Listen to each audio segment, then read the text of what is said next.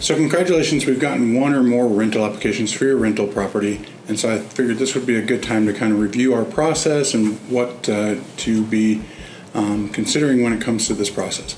So first of all, we have written criteria on our website as well as the application listing all of the requirements.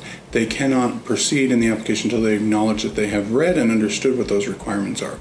So we follow that same criteria for every one of our properties that we manage. We will go through and we will review the documentation that they have provided. If we need more information, we reach out to them and get that. We then obviously get a credit report, we get a rental history report, a background check on each person.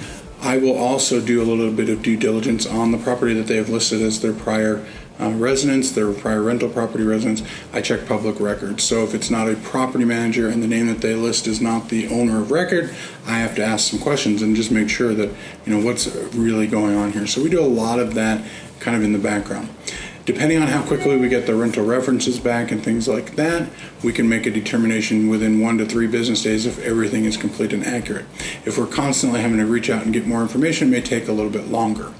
Now, during this process, just a reminder, because of Fair Housing, because of Federal Credit Reporting Act, and all kinds of laws that we want to protect you from getting in trouble with fair housing violation, things like that, we will complete that process.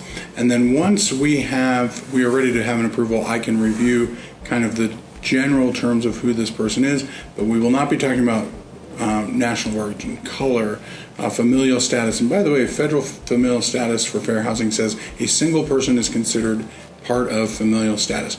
In other words, you can't discriminate against somebody because they're not married and they don't have a family, or vice versa. Okay, so familial status is a protected class. Also, if they have an emotional support or a service animal, we have a separate process for that to ensure that what we know about is legitimate for the people that actually need those types of things.